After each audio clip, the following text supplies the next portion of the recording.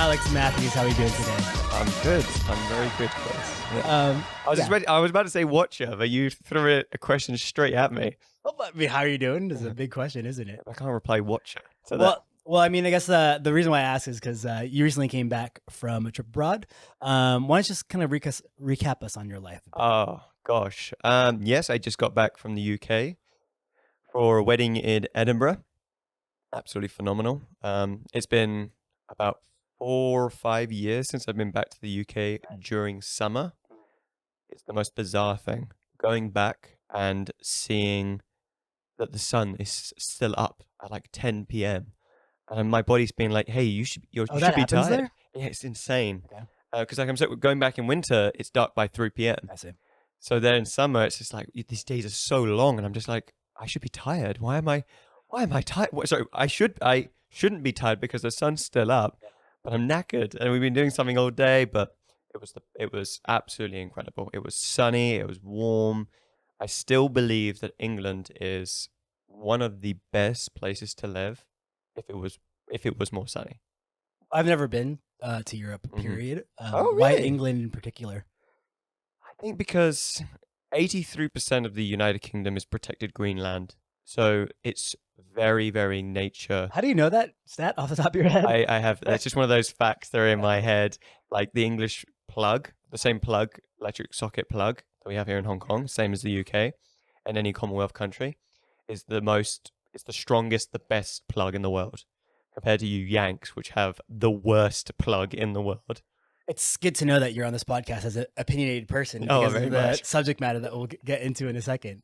But yeah, I guess to cap off on that, do you feel recharged after coming back and everything? Oh, absolutely. Absolutely. I think it was nice to just go back and see the family. And I think also it's getting, as nice as it is to recharge, it's also becoming more difficult to go back because I'm starting to see my family in a different way. And I think that comes with maturity as well. Like seeing them as just their own adults and their own people? It's just they're getting older and I'm getting older now. And Mm. I'm not 21 backpacking anymore. I'm closer to 30 and life is getting on. And, you know, older, bones and joints start to hurt more and people start to sadly pass on. And it's like, maybe there's always the question in the head of like, well, when is the time when I need to go back Yeah.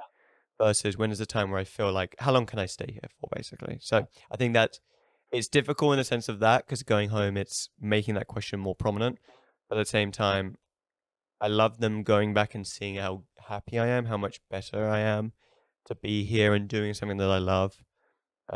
So yeah, it's got its pros and cons. Okay. But overall, just amazing to go back. Nice, man. And I'll be doing the same thing tomorrow. I'll be flying to the US Yeah, for boy. 3 weeks. So I have myself, my wife, and my 2 daughters. That's incredible. Yeah. Side tangent. What is the meal? What is the fast food you're looking forward to? I actually talked to my sister yesterday about this. Is when we get off the plane, before we go home, we have to go to In-N-Out, which is Ooh, the burger joint in the US. It's very popular in California. bad choice. I mean, I know you're saying that out of ignorance, and that's okay. No. Hey, listen, I'm a Nando's boy. I love me a bit of peri peri chicken, but Okay, but I haven't had In-N-Out since 2019, since the last time I've been there, so I just got to do it. I mean, I would say, objectively speaking, it's like bang average, as you guys would say. Yep. There's nothing special about it, but it just reminds me of home. I get that. So, just long lines after football games and stuff like that. There was a policy too that In-N-Out, if you were the last person to order in the day, they'll just give you all their fries that they have left over. So that could be boxes. Yeah. So we'll be going back for 3 weeks, and my younger daughter has never been to America. She thinks of it as this concept of freedom or something. I don't know.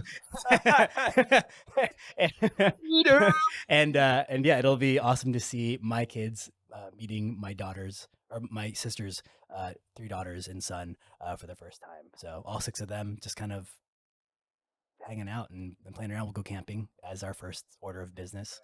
So it'll be a good way to set the tone, make some s'mores and shit. Is that a direct flight? Yeah, from LAX from Hong Kong to LAX, 14 hours. Yeah, and then my youngest daughter is massively motion sick, as well as my wife. So we'll see how that goes. You need to turn on do they have like an iPad or an iPhone Oh yeah, I mean to they each entertain? have screens, right? So we got them headphones and everything, and I got some Dramamine to Yeah, knock them out. So we'll see how it goes. because I think iOS now has the new motion sickness feature. What's that? It has like little black dots overlay on the screen, so when the gyroscope registers that it moves, it'll have black screens to move over whatever you're looking at so your brain Oh can no way. calculate that it's moving. Yeah. Okay, so it kind of like helps with any motion sickness. So you get car sickness, like turn this Oh mode shit. on, and so every time you turn a corner, Okay. like those dots that go across the All screen. right, cool. First, I'll buy an iPad. Buy an Then we'll iPad. see how that goes. All right, let's get to it. Crack on. So the reason why we are talking today, among other things, is to talk about your role on the team as like the bona fides of the subject we're talking about today, which is video content on social media, particularly gym content in social media. I want to know your opinions about the state of gym content on social media and what we can do to improve for ourselves. Now, the way that I'd like to introduce kind of your role is that before you came on and Mark came on, we didn't have really an in-house content creator. We would make our own content. Actually, this was even before my time, where the coaches would make their own content and kind of put something together. Now you came in with your Sony cameras and your editing skills and your DaVinci Resolves and everything, and now you're making content on a weekly basis, a daily basis even, and you can see all our content on all of our official process programming instas. That's process programming, athlete affiliates, education. That's all stuff from you, and if it's photos, it's from Mark. And I would say, not to toot our own horns, but we make fucking good content. Hell yeah, we do. Hell So yeah. this is the background of why you're here today. But you tell us, what is your background, first of all, in filmmaking, like film school, doing your own thing? Like what got you to being behind the camera?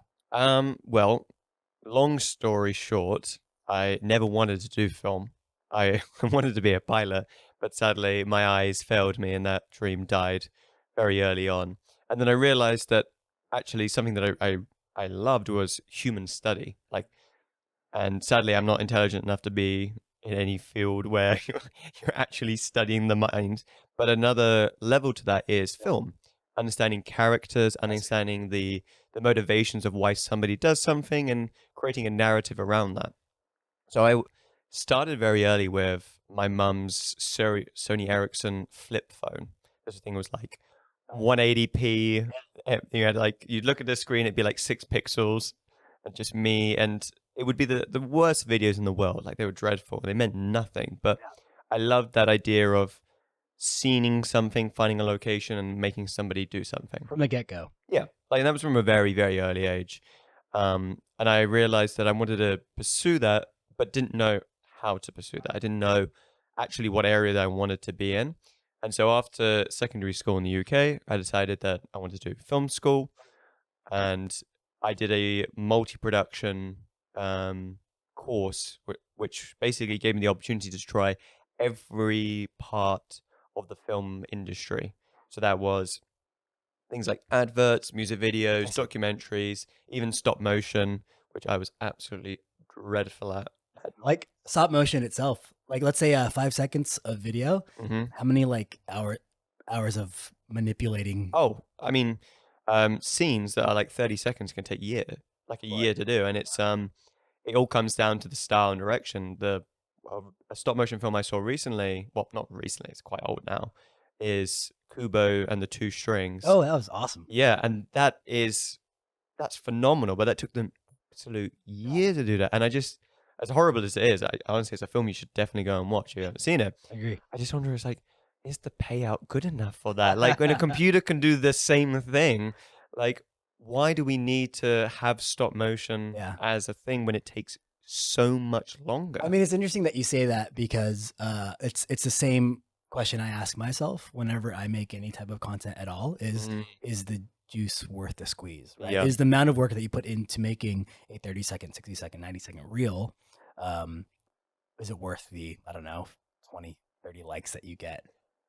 Yeah, you're talking to the right guy here. Like, I don't think everything needs to be filmed. I don't think you start seeing the same thing over and over again, you're going to be desensitized to it. Yeah. And I do understand there's a lot of effort that goes into making film. But on the other side of it, somebody who's looking on Instagram has the attention span of 2 seconds, isn't going to care Yeah. how powerful your camera was, how the lighting was. Yeah. Um, it's it's that real hard question about, is this even worth posting? Well, I mean, uh, if we're just gonna get into it right now, is the big difference between what you do and what your average Instagrammer does, if they are making gym content or whatever their own content is, you're making content for all of us. So you're shooting really good stuff and you're shooting it and you're editing it. So we have a team behind us and that team is you. Whereas your average gym goer or Instagrammer, influencer, whatever you want to call them, content creator, they're shooting, editing themselves. Mhm. So they don't have anyone to rely on. It's for themselves. So in the most, I guess, blunt and honest of terms, when you go through Instagram and you're looking through gym content on Instagram, what's your first impression overall of what it's like? Gym, you're saying? Gym content Gym specifically. content. Good question. The first thing that jumps to mind is tutorial. And I don't know if that's because that's what my feed is saying to me right now. Is how to hook somebody with keeping their attention to learn. Mhm. And I think that's the videos that I have the most respect for. Okay. Because you can be somebody like Ant and be jacked as shit, and you're gonna have people that are gonna want to watch a video just because of how sexy you look.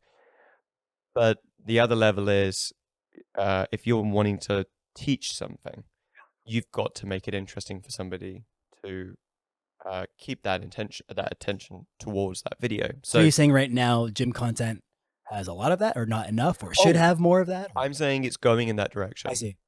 Just like you say, this past month, I would say my feed is now crossed over to interesting tutorial videos, Yeah. and I have a lot of inspiration from that, and Mhm. trying to take our content in that Mhm. direction, away from the flashy side. Yeah. But sadly, they don't perform that well, Yeah. because it's just the attention isn't there. Somebody who wants to know how to do a muscle up Yeah.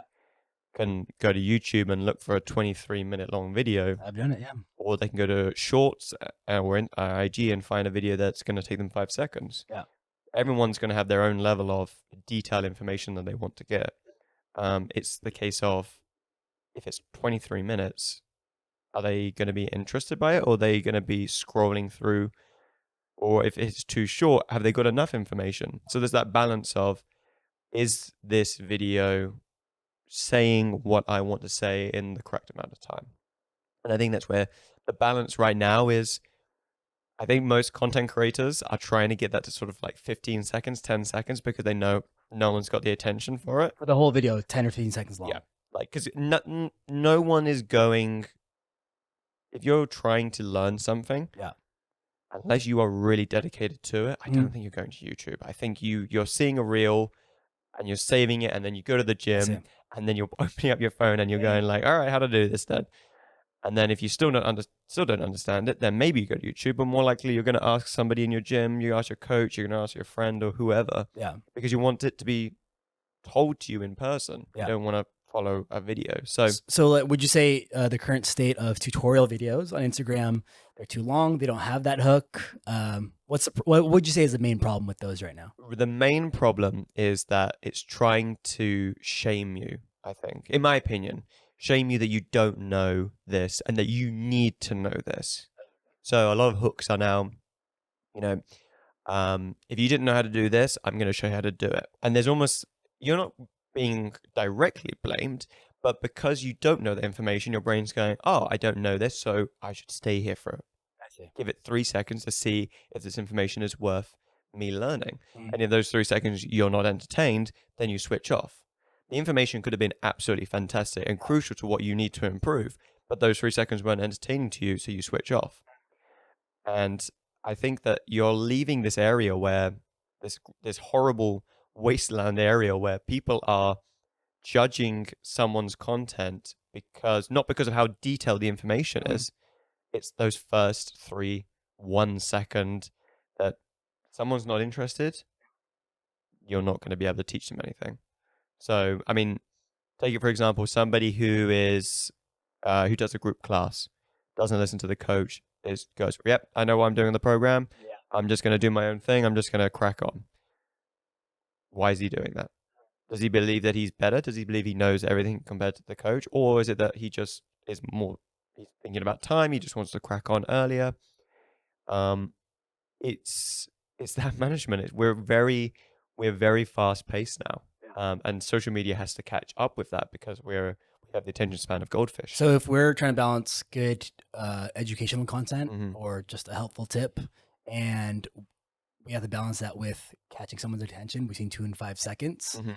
and we also want to avoid the idea of shaming them into you don't know this already. Yeah. What do you suggest is I don't know, when I say perfect approach, but what would be a good starting point for making that video? I don't know if the word successful is the right one. I'm not sure, but I mean, honestly, the best way is to build an audience based around you as a person and not the content that you're creating. For example, people love Tammy. So my friends are doing PT with her right now. yeah, Um, group PT. Group PT. Yeah. Uh, I think that Coastal Deal. you filmed a group session with some of them. Is it the same people? Yep, that was the Nice. first one. So I'm going to try and do it every other Awesome. class and try and see their progress. Yeah, through that time, and I think they're going to be signing up for even after the deal was finished. Lovely. That's how hooked they are. Yeah. But anyway, so one of my friends said was reached out from a friend in America saying, "You're being taught by Tammy." No way. Yeah, and I was like, "Oh, what a small world." And she's like, "Oh yeah, I love her. Like I love her content. I follow everything she does."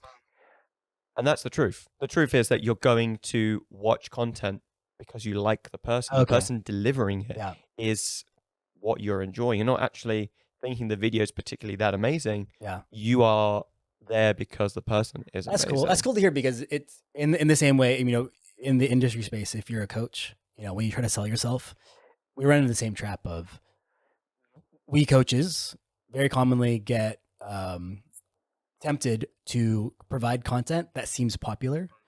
So we kind of ride that bandwagon or stay ahead of the curve or whatever, what have you. Whereas what I often don't think too much enough is like, when it comes down to it, most coaches are by and large the same.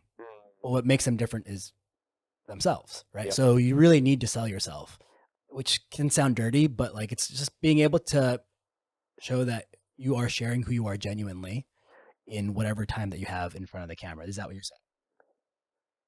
Yes, I think. I mean, okay. Let me example. Is there any creators that you follow, or any? I mean, let's talk about just IG now. Is there anybody that you, if you're scrolling through and you see a video, or see one of the videos, you stop for sure, watch it? There's this guy in Australia, Eugene Teo. Okay. I think Ed actually took one of his programs, Gunbaru, and he's a retired bodybuilder, but he talks about the different ways that you can train different muscles, but he does it in a way that's very approachable. And because it's approachable, I can get a sense that this is who he is as a person, where he's not judgy. He understands that people will be clamoring in one direction or another about the way you should do things right and what it means to do it wrong, and that there's a lot of tribalism in gym culture. And I think the way that he presents it is that's all bullshit and it's all in your head and it's all just, it's all a facade, and that you just do what works for you. And here's one way that you could do it that I'm explaining. And that's totally fine if you pass up on this way. So I actually do appreciate his content a bunch. So it's coming from the human element. For sure.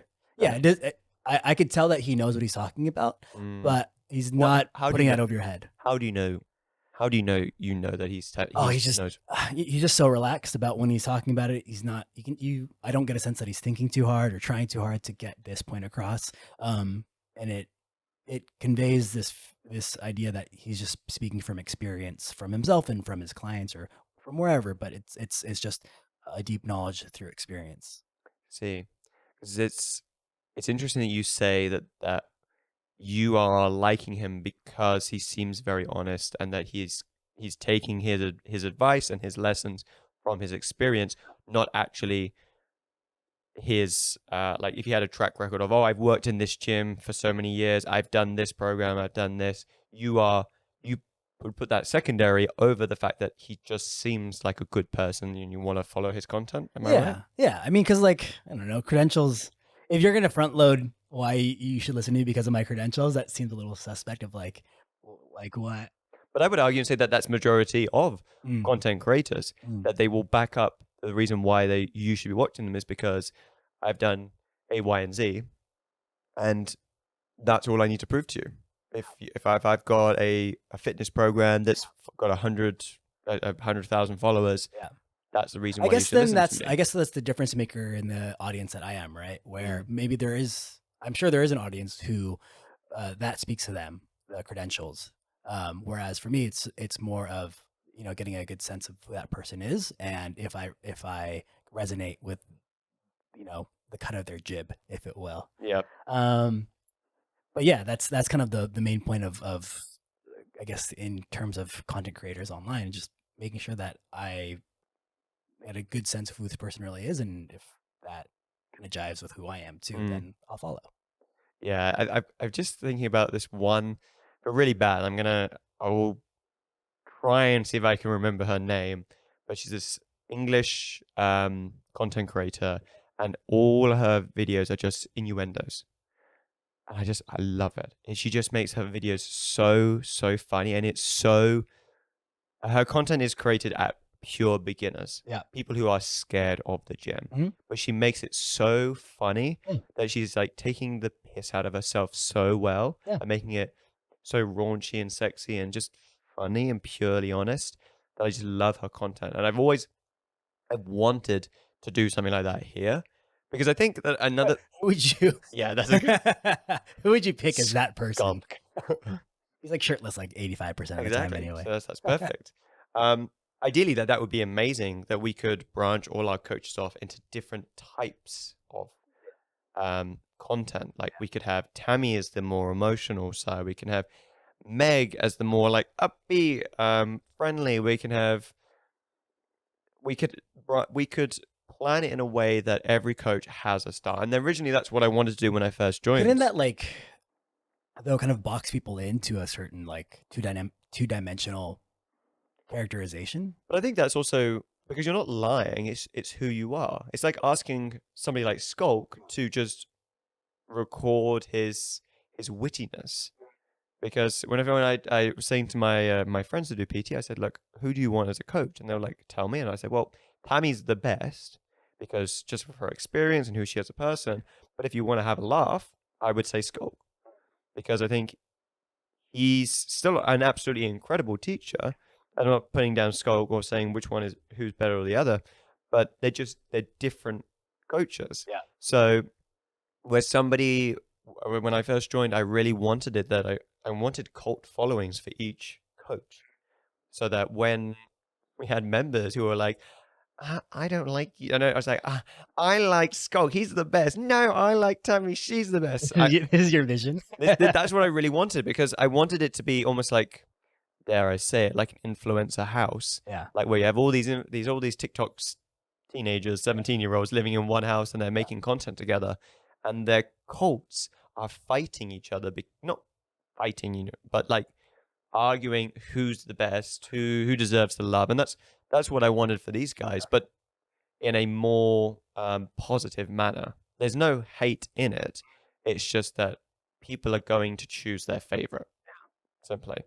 And I really wanted to have that sort of not fighting, but that ability to say, look, we are all here every day. Monday, we have our team meeting. We're all sat around a table, and everyone has a different character. Yeah. So let's do that. I wanted to quickly interrupt this episode with a quick shout out to our sponsors, Today Well Spent. I've been using this journal for 2 years and it has made a massive impact on my physical, but mostly my mental well-being. It is a guided journal backed by neuro and behavioral science, which I actually didn't know at the time. It has questions for you to answer at the start of the day, at the end of the day, end of every week, end of every month. And it's brought so much self-awareness to me of the things that positively and negatively impact my life. So if you're someone who cares about your physical and your mental well-being, which I think you do because you listen to this podcast, then go and grab yourself a Today Well Spent. Use the discount code THEPROCESS, one word in capitals, to get your discount. Well, okay, so to put a pin on that first point about kind of, if we're talking about educational content, there is an importance to kind of identifying who you are and being able to relay that in the video. But like, not everyone is trying to put up educational content. Some people Yep. just put in just training logs, right? Yep. Whereas just here's my lift, here's my technique, Yep. here's what I did today. So how about that kind of content? What is your opinion on how that content is going right now? So fucking boring. Because why? Well, okay, I'm biased because I cannot stand a stationary camera on a tripod. I respect, honestly, I will completely respect if I see somebody like Ed, Ant, any coach. If they Mhm. put up a tripod and they just are showing their form, fantastic. Yeah. That is the most fucking boring video on the planet, though. What okay, so identifying what's so boring about it is number one, it's just a single static shot. Stationary camera. Because obviously they're filming on their phone. A phone's aspect ratio.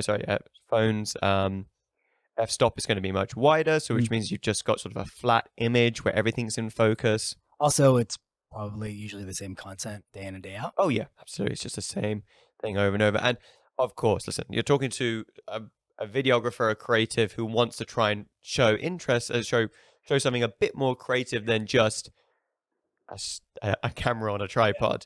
But I completely understand that there is a requirement for that. Yeah. I completely understand that there is a need Yeah. for that. Simply just people who want to see these guys and their form. Yeah. But they're boring. So let's say, because I would say the majority of people who are doing content, they are just filming themselves on a tripod or balancing their phone on a stack of plates and their water bottle, as it were. What would you say is a really easy tip that you can give them to improve their content? I mean, we can talk about like rule of thirds, golden ratio, the lines, making sure everything has a nice horizon balance. Like, what is something that you think if you just do this, it'll make it a lot less boring? So- Something. So are we going back to educational, or is this just Gym content. Like, here's me filming a lift. How do I make that shit not boring? Well, I mean, example, Chris, you are the perfect example. Your stuff is so much more engaging, so much more interesting. Not everybody has a DSLR. No one's got a mirrorless camera. No one's got a Sony, a Canon. I completely understand that. But even that upgrade, just having a camera, having a different f-stop, put your phone into portrait mode, get a bit of blur in the background. Maybe reposition yourself so you just look a bit more alternative than other than you just being dead center in the middle. Okay. So changing the composition every now and again. Absolutely. Even these small little changes are going to at least break up these videos that you're posting every single day. Yeah, but I guess there's a point where you can play around with it. Mm-hmm. What's a good angle to have? Because on the opposite end of that, I've seen gym content where a guy was trying to do snatches where the phone was underneath himself. So essentially, you just have like a shot on of his gooch. Nice. Hey, bravo to that man. So, I mean, and you know, he's not missing any lifts, but you're watching it and you're thinking, I don't know if this is the right angle. However, I can't keep my eyes away from it. Yeah. I was about to say, Chris, that sounds like a you issue. If you can't look at this man's gooch for 5 seconds, no, It's pretty good looking gooch. I'll take your word for it.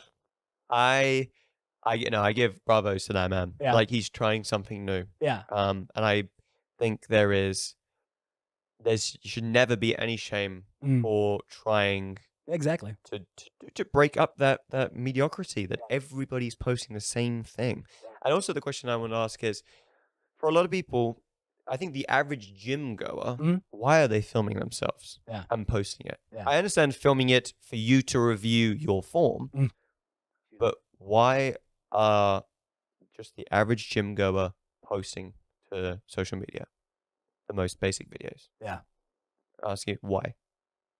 Why did I do it? I mean, I was filming because But I put you in a different class, though. You're not just the average gym goer. I mean, I would still say that I am. But even before I was making more like content, like with a camera and stuff, and I was just filming my regular gym shit on my iPhone, it was because I was already filming because I was on an online training program for weightlifting and then also for CrossFit. And then I needed to send videos to my coach. And then I just wanted to share like my little wins. And also I wanted to show my progress and get back to it. And then think one day I'll probably be able to see kind of a timeline of how my lifting technique was horseshit. Now it's like a little, it's better than that, I would say, at the very least. But just being able to see that progress and share that progress, and I share that video with my clients all the time. If you know, if I'm talking about my personal training clients, when they're trying to do like a kipping pull up and how they get really frustrated because they can't do it or that it looks terrible. And I ask them like, do you think I'm good at that skill? And they say, yeah, sure. And then I show them like, well, this is me like 3 years ago. I was worse than where you were. So being able to make those connections is really cool. Looking back, but at the very beginning, it was just like, I know I just felt like people would appreciate this part of of myself that I put a lot of time into, and being able to connect with people and I guess build the community online, and I guess from that building my own presence in that Yeah. community. I would argue then that comes back to my previous point, which is that people are coming to see you, not the video itself. Yeah. People go, oh, I really like this guy, versus, oh my God, that one video of him doing a deadlift, I was sold. Like, Yeah, no one's ever gonna say that about my deadlift, first of all. So don't move on, knock son. yourself. But you get what I mean. Yeah. Somebody is going to stay because of who you are. Yeah. And especially that your videos are way more than just a camera on a tripod. Mm. You do edit, you do a bit of editing to yours. Yeah, I mean that's just like that's definitely a passion of mine, is editing videos into something. So listen, take the editing. I'll do filming, you do editing. I don't want to do editing anymore. Nah, dog. You know, it's going to be really horrible to say, but in a way, I do think it's a bit of vanity. I do think it is. Not saying Dude, for you- totally. No, not 100%. you. Sometimes I'll turn up the contrast and turn on the lighting, that way like my biceps pop a Yeah. little bit, you know? But again, I'm just thinking of like, this whole debate about should cameras be in the gym? Yeah, like in Globo gyms, and Yeah. like, I've seen videos of people going to that person saying turn that shit off, and then people up in arms about having camera free gyms and stuff like that. I don't know where I stand on the issue. What is your point on that? I think it's absolutely hilarious to see somebody get upset when somebody walks in front of the camera. I think you're in a Globo gym. Like, Oh, so you mean like the person filming themselves getting upset over just a random gym goer doing their own shit? So somebody's just got the headphones in, just trying to do a workout. For sure. I agree. And I see somebody, and then they're just like, there's always such a snarky response to it. I was like, wow, did he not see my camera? And I'm just like, my God, are you the center of the world? Yeah.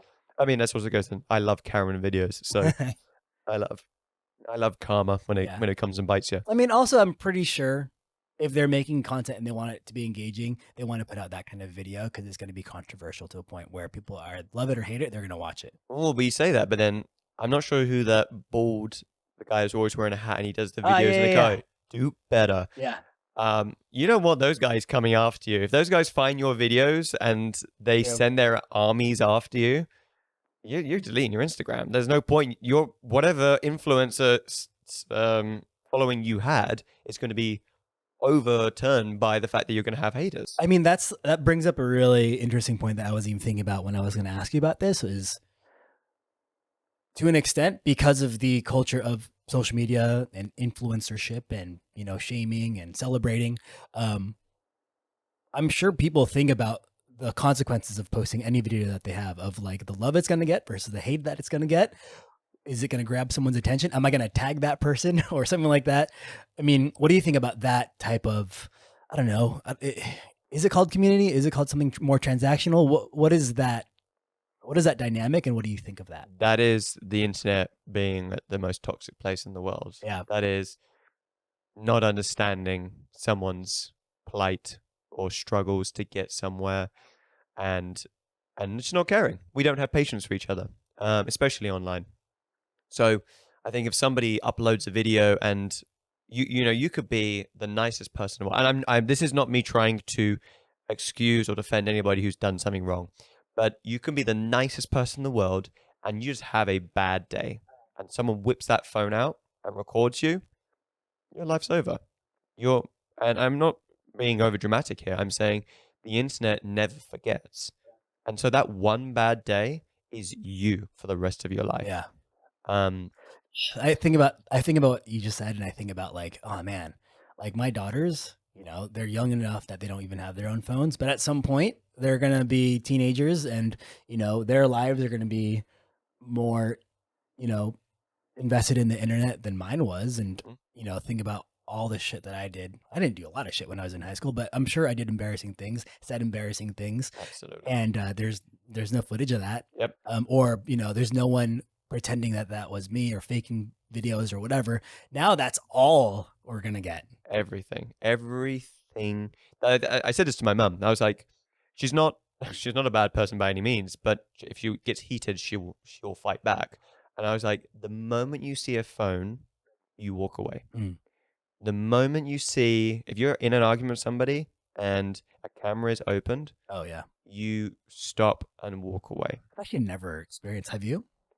Having people pull out their phones. Yeah. Oh, absolutely. I mean, China in general, like as a Laowai, just walking around. And Oh, for you, I could sense that. For this, not so just much. I'm white as a ghost. Um, no, I mean, I've seen it. I've seen it firsthand where Yeah. I've been in London and I've seen there'll be a fight outside a nightclub and no one's intervening. It's just everyone pulls out their phone and you don't know the situation. Yeah. You're just going to see the at face value a fight, Yeah. and whoever wins, whoever loses. Do you find yourself voting or aligning with the underdog more, or do you take the videos at face value for what it is, the information that you have, the Dude, context? I don't even know anymore. And also, like, I mean, we're talking about how to make better gym content, but it is funny when you see, any training area that does allow, filming. Like, for example, we go downstairs to the main floor, there's like 5, 6 tripods everywhere, and there's cameras and people trying to figure out, am I going to get in someone's way? And I know everyone's filming themselves, and that's helpful, and everyone's creating their own content like we're talking about now. But then at the other side of that, I'm wondering, do we really need to do this? Like, I brought my own camera all the way from Shenzhen Yep. to do my own content too. And then, it's just have those moments of self-awareness of like, what is this for really? Yeah, absolutely. I mean, I've never filmed myself. Mhm. My gym um path has started. God, when did I start? So that was February. Yeah. Oh no, sorry, more March, April. I don't upload my weights, my workouts. I don't record myself. Yeah. I don't ask for a review. If someone's got some information or something that they want to pass on to me and say, "Hey, Alex, you can approve this," hey, I'll take that on board. But Yeah. I have no intention of ever Yeah. starting to film So yeah, myself. so for a person who films and edits everyone else in the gym, you do that for yourself, none at all. Zero. Because And that's on I just purpose. I have because I don't think there's any value in that on the internet. Okay, it's a great example. If you go to the Eiffel Tower and would you take a picture of it? Of the Eiffel Tower? I mean, probably just in Why? the past. Well, because I don't know. It's like, why do people take photos of fucking fireworks every 4th of July? No, that's true. There's but- like a inherent just like we must commemorate the moment. We're moths, really. We just Yeah. like shiny lights. Yeah. But I think I remember this is that if you go on Google Maps and you go to Street View, there's this feature where you can see where other people have uploaded pictures. Yeah.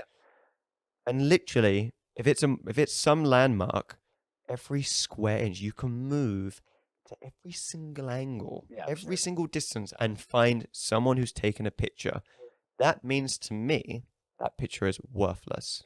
Now, if I was to take a picture with my partner and me in front of the Eiffel Tower, it's better. And then that picture now has value. But I view that in the same way as me doing a lift. I don't have value in that. Nothing in that is new or different. And if I was to upload that, I would be in the sea of 1,000 other videos of people doing the exact same And you thing. don't have any desire to cut through that noise yourself. Not at all. I mean, if I was, I'd have to find something that makes it valuable in my eyes. But as it is, I would never, ever bring a tripod onto the floor to record. It just seems like wasted gigabytes for me. Yeah. All right. Like, fair enough. and that's, again, it's not to shame anybody that does it.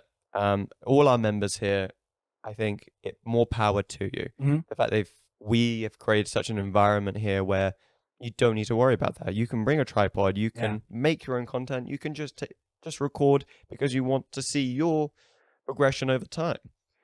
I'm just speaking for myself.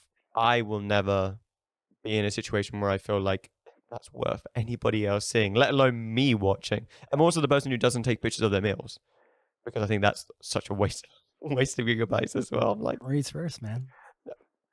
me, I came for this meal. I'm gonna eat it. Fuck the camera.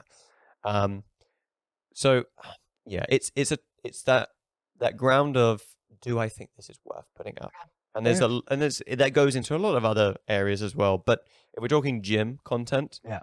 I edit so much of these coaches, and I try to put a spin on it. Try to put something that makes it different than just a workout video. But I also find myself just saying, well, look, at the same token, I'm just going to do what the guys are doing and just make it interesting enough that someone will at least stay for 5 seconds, because that's really all we can ask for. To that point, I also hear about the idea of making content that where you're the main audience, in the sense that, like, make something that you would want to see. I don't know how you feel about this, but I feel like that's true to a certain extent. For example, I don't know if other people on Instagram who weightlift, like Olympic weightlifting, snatch and clean and jerk, have the same thought, but like I think about whether or not I should keep my approach before going to the bar, just like chalking up and like psyching myself up and doing a yell and then doing the lift, which is like 15 seconds at least of pre-lift ritual. Like, is that as important, or are people going to skip that? Right. And I always think, that matters. That pre-lift ritual matters to me. I don't think it matters to anyone else. And I often get into that headspace of like, all right, what stuff do people like and what stuff do I like? Where do you side on that debate? Even though I've just shat on everybody making Go content, for it, son. make what you want to make. Yeah. Never let anybody tell you what's good or bad. If you make a video and you purely love it, oh my God, you are the best person. Because the moment you start trying to fit into the algorithm is where you start to sell your soul. Yeah. You start doing things that you wouldn't normally do, or things you don't want to do. Have you caught yourself doing that? Absolutely. Oh, there's so many. Do you remember the what was the song with the dancing raccoon in the circle? Pedro, Pedro, Pedro, Pedro.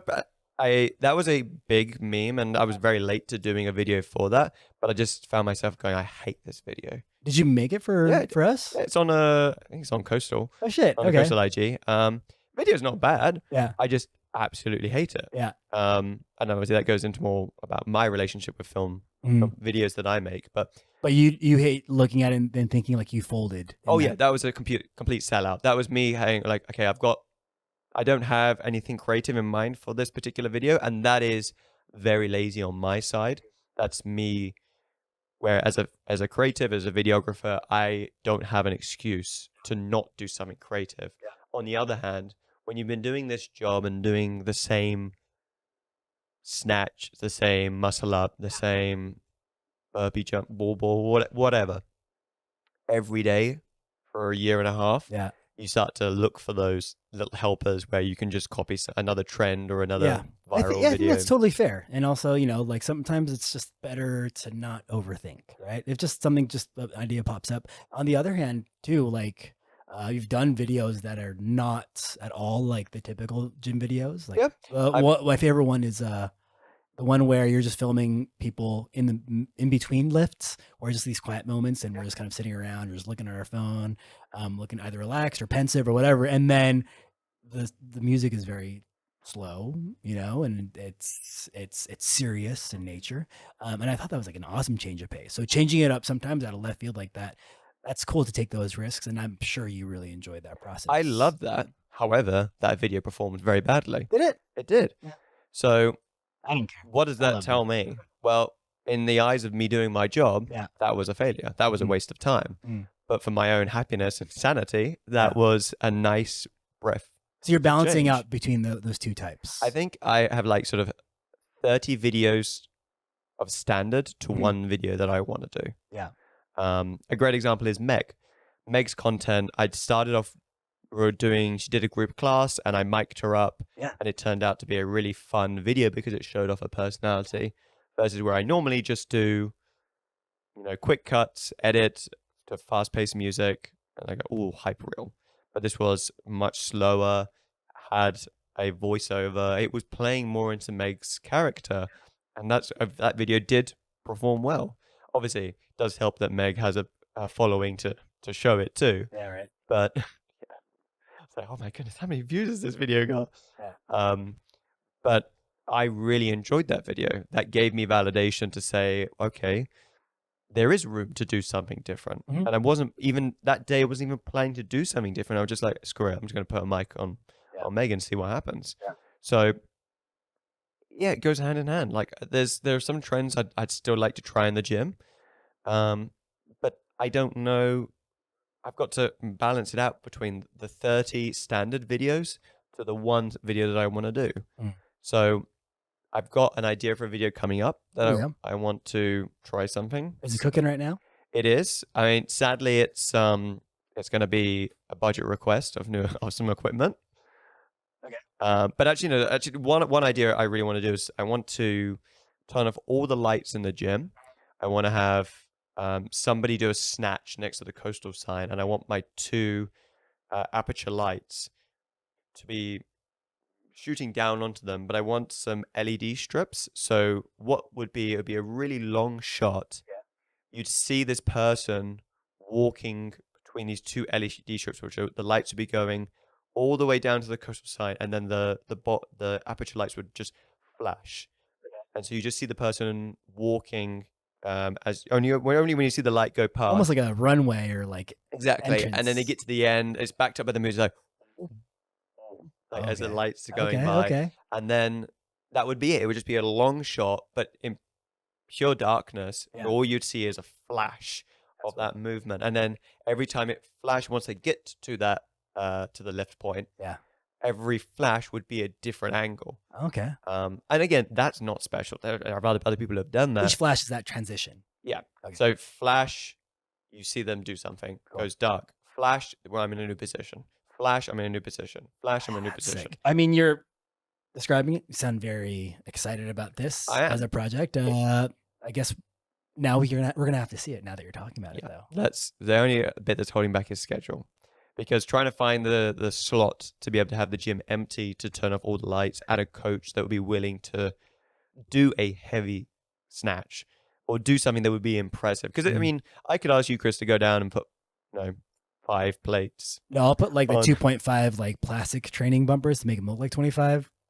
That's what I would do. Let's go. Let's do it. And now I think there's also another thing that I really understood when the lesson I had to learn from the beginning is just because I want to make something look good Mhm. doesn't mean you guys have the energy nor the I see. warm up I see. to do it. Yeah.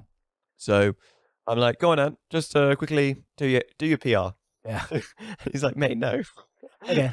So I mean, you as the videographer of the subject, you have to understand where they're at Yeah, and their willingness. they're as much as these guys are talents, Yeah. they're not talents. I can't just snap my fingers and say, hey, Yeah. go and do Yeah. It's your not PR. necessarily your set, right? Exactly. But then like, if your average gym girl who's filming themselves, would the takeaway then be like, if you're going to film something, make sure that like your heart's in it at the moment, like try not to phone it in, or what would be the tip for them? The tip for them would be, hey, are you going to smash it today? Yeah. Let me know so I can film it. Very simply. Yeah. I mean, the most elusive man to the camera in this gym is Karan. He does not want me filming him. And I do take shots of him, and then I will debate whether I think he wants it or not. One time he was doing a heavy clean and jerk, and I just felt like I should film it. So then I put my camera in my hand and I shot between my legs, and I went into kind of like a quarter squat while he was lifting to make it look like, I don't know, I was just being weird, but not filming him. Turns out I was just shooting my calf the whole time. Nice. But We've all been there. he also missed the lift, so I guess I don't feel too bad. Yeah. No, I remember I can't remember if it was snatch clean snatch. I also don't know terminology, if you can tell. Cool. Like you're like 80% there. All good, dude. And this fucker went and broke his PR. Oh, the clean and jerk. Yeah. Yeah, during And- quarterfinals. Bastard. I was like, the one time I didn't have the camera on the floor Yeah. and he goes and does that. He would Yeah. have loved, like, just even not even the fact that he did that. It was the reaction, him jumping and being Yeah. excited, and everyone going up and hugging and celebrating with him. Yeah. That should have been caught on camera. But That's what it is. Sometimes I'll film because maybe there's gonna be some magic here, and I'd love to capture that. yeah, but the problem is when you do my job every single day, that magic is far run in between. Yeah. You've really got to balance out your patience here to be able to say whether this is worth my time. I know that really sounds really horrible, but there is only so many times I can film somebody doing a squat before I go, right, I've got 2 terabytes worth of you doing the same movement over and over again. So yeah, if I could say one tip to our coaches to make our content better would be, if you feel like you're gonna do something today, even if you don't, even if it doesn't work out, just tell me. That way I can keep an eye on you. But because on a Monday, I mean, we've got all the coaches on floor. Monday's a busy day for us downstairs, yeah. And we've got you and Ivan. We've got maybe some affiliates. It's a lot of people to be running around to try and capture content. So the more you know ahead of time.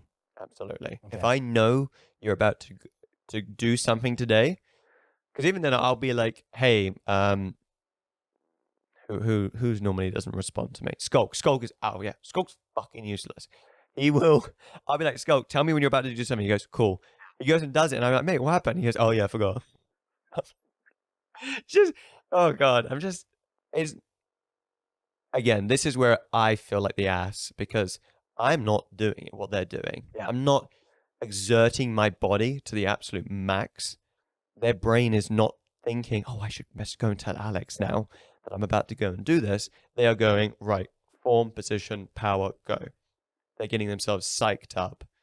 And another thing I also remember was, don't talk to you guys when you're working out. Like, in between, no problem. But when you're psyching yourself up, don't talk to you. I'm a fly on the wall. The camera's going to be sitting there. Don't stand directly in front of you, even though I'm terrible at all that, actually. Sorry? I'm always like having a conversation while I'm filming. No, but I mean, I think that it's fine, but you know how people will shut you out? Oh, for sure. When they get in that tunnel vision mode. Exactly. Yeah. And I'm like, can you move over a bit? Can you, like that's short. I can't say any of that. And also there's no preparation for me to do lighting, to do sound. Another video idea is I'd love to do sort of an ASMR video of just gym sounds. Again, something that's probably been done before, but to do my own sort of spin on it, I'd love to have that ability. But that's also a lot of preparation. Yeah. Having good sound quality. It's about isolating. I'm sure we'll get into it in a minute, but the biggest burden of content creation is copyright music. So every time you guys are on the floor doing your workout, essentially all audio's useless because we'll be flagged instantly for any audio that we use. IG, thank God that IG has the rights to Universal Music, and you can just go in and choose a song to overlay to your video. But it would be really amazing if we could just record actual sound from camera, from microphones, and not have to isolate just particular noise and try and get rid of that music, because the real shame. I mean, you could ask if we can film if we can lift in silence for a session. No, how many coaches are going to say yes to that? I mean, I would say right on, let's do it. I have like 2 other coaches who would be with me on that. Which other coaches? Ed would definitely lift in silence. silence. Ed, of course, Ed would be fine with that. I think Babs too. Yeah, I can see Babs as well. But everybody else, it would be, you need that pump. Yeah. And again, I'm not here to try and change anybody's I hear you. ability, anyone's tradition of working out. I get it. When I'm working out, I want music as well. But just from my side of creating content, there are many steps. There are many things that could be done to make my job easier and make the content better. So to kind of summarize, I'm hearing 3 things. Number 1, if you're going to film your own content, first of all, make sure that that's you and that you're not chasing algorithms, and you're not chasing whatever is cool at the time. Just whatever film what sings to you. 2 is change up your angles. don't make it a straight-on shot or the same angle every time. Take some risks. I think there's just a really simple rule: long, medium, close up. Oh, you mean as in far away from you, a little bit closer, and then really close Yeah. in So one video? no, yeah, in one video. So I mean, like, if you're just going to record you doing one movement, Yeah. and you've got 4 sets. All right, first set, long shot. Next one, medium, but change the angle. Next one, close up, change the angle. That's the exact same video, but a million times more interesting. Yeah. Cuts make it. And back to your point one is absolutely do what you want to do. If you think this shot looks awesome, like the Gooch shot, fucking A. You Back to that. you do that because I will give you huge amount of respect for doing something that's not the same fucking video, the same mid-body tripod, Yeah. camera straight on, sorry, at 35-degree angle. Shoot me.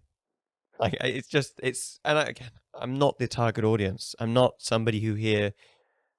We have our media account where we upload to our YouTube, and I can clearly see that Anne and Ed are watching things on it.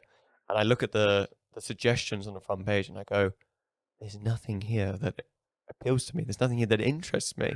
And I'm like, "It is. I'm just a different person." And it makes me always wonder, should I even be here? Maybe they could find a videographer that is really into working out and videography at the same time. I think that's where Mark is such a good fit for our company. Oh man, he's great. He is an incredible athlete as well as a very, very passionate photographer. So if you just go and I can't remember, let's give a shout out to his IG. Fitness shots. That's it, fitness shots. The fact that he goes out with his missus and takes photos nearly every week, I don't have energy for that. I have video ideas. I don't want to do it. Like, I went to Vietnam with the wedding, the groom and the bride while they're getting their suits done. And I was like, okay, I'm going to shoot a video for them as like sort of Nice. little wedding gift. I really loved the video, but then it actually made me hate the trip because I felt so disconnected. Yeah. Because I'm running around with this camera, trying to think of angles, trying to get shots. Like, they're walking down the street, I'm running ahead so I can get that shot of them walking towards me. And I've got to carry this thing around with me. Like, first of all, don't lose your work camera. Be a bad idea. Second of all, carrying that thing around, and I want to go and have a drink, have a bit of fun. Like, I want to have that risk. And That would be like my tip is it doesn't even have to be gym content. Like when I'm doing stuff with my family, taking photos and stuff, is like if I'm not present, then I won't do it. Yeah, absolutely. Because then it's like the photos are so and stuff like that are great to look back on, and it's fun to make an edit of that. But if it means that I'm not actually thinking about where we are and what this moment means to us, then there's no need for doing this. Absolutely. I agree. The mind that when you go into a videographer or a photographer's mind and they start thinking about positioning and the technical side of the camera, they're not in the moment. They're not enjoying and being with that person. Yeah. And I think the last 2 days of that trip, I just sod it. I'm not taking the camera anymore. Also, another thing is the best camera is the camera in your pocket. You don't need a Sony camera. You don't need it, even though I've said about like having a nice lens, having that f-stop. I mean, I need it. Listen, Chris, it looks good. Don't you worry. But if you are making gym content, you don't need a big camera. Use your phone. Just try and play around with different settings, or maybe slap it in portrait mode. Turn down the brightness, the intensity, make it a bit darker. Try different filters. I'm also somebody who absolutely hates transitions. I hate effects. I just think that I think that's if you were to say to me what's the bad side of my videography, is that I think it's very cheap.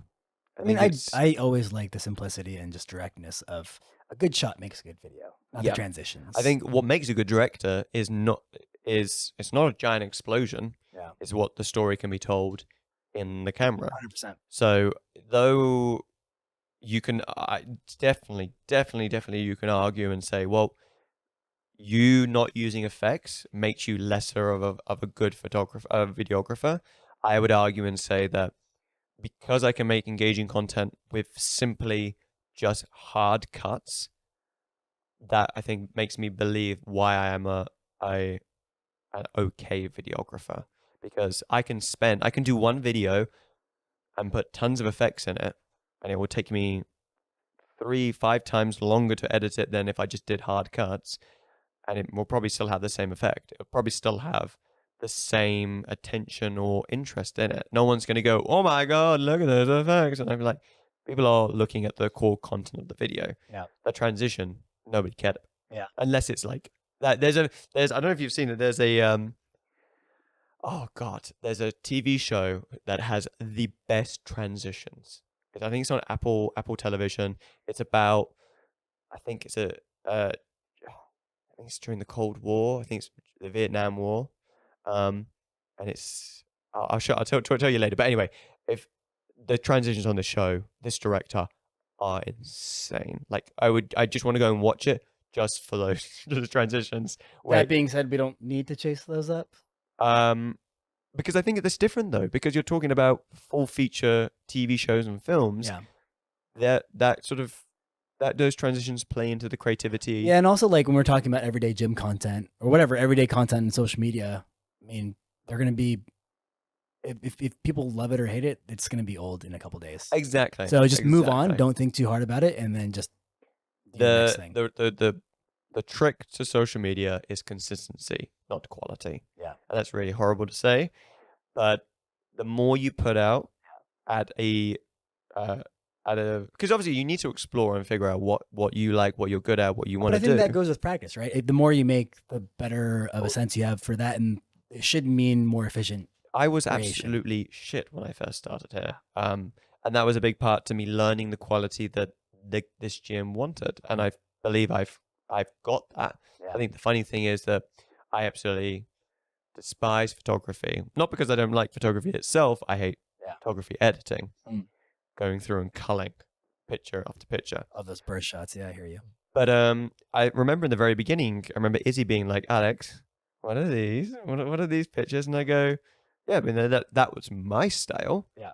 But it wasn't the style the gym wanted. Yeah. So the last shoot that I did, which was the athlete camp, I had so many people come to me and say they loved these photos. We use them a lot.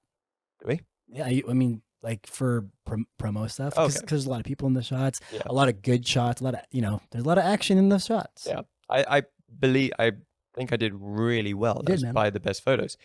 But then Mark took over, and I was like, thank fuck, I never have to do that again. And he's also got a much better eye. My eye is towards videography instead of photography, so I was more than happy to hand that over to him. But do what you want to do. Switch things up. What was the third point? What was our third point? If I can, okay. To conclude it. Yeah.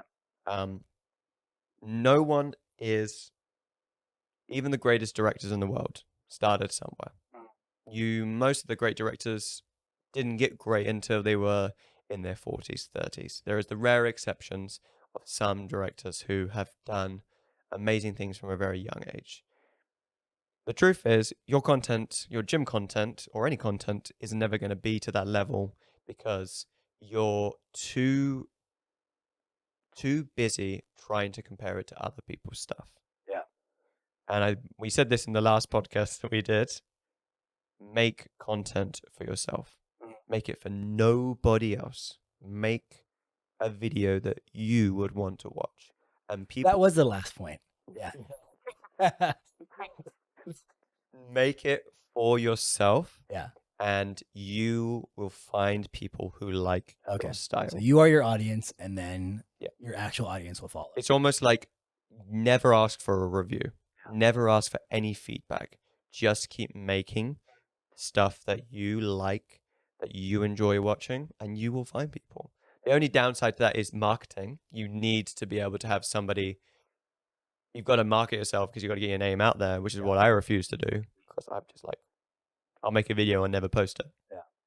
So, but just for everybody who makes gym content, for everybody who makes content in general, whether it be photography or videography, do it for yourself. Yeah, Make and it. it's not like we're trying to win awards or become auteurs Hey, with speak this, for yourself. right? All right, No. Alex, the cinematographer for the Process Programming. You can see all of his videos on all of our social channels. That would be the Process Programming, Process Athlete, Process Affiliates, Process Education. Also on our YouTube channel. He has his own videos too. He's made a few films that he's not willing to share, as you can tell from this interview. But one day I will win my way into your heart to let me watch these films that you created. All They're right, on Alex? YouTube. You can go and find them. Okay, I'll try it right now. They're on they're kicking about somewhere, but I think it's always a pleasure to have a chat with you, Chris. Likewise, Alex. I like it. It's it's underrated how much work goes into videography, content creation. Even something as simple as the what to expect next Yeah. week, the time it takes to go into editing those, the podcast. It's simple stuff that people give 2 seconds of attention to. That's okay, and it's Monday, so we have a lot of shit to edit today. Oh God, I got so much Let's to go do it. All right, Alex. Appreciate you, buddy. Always, my love.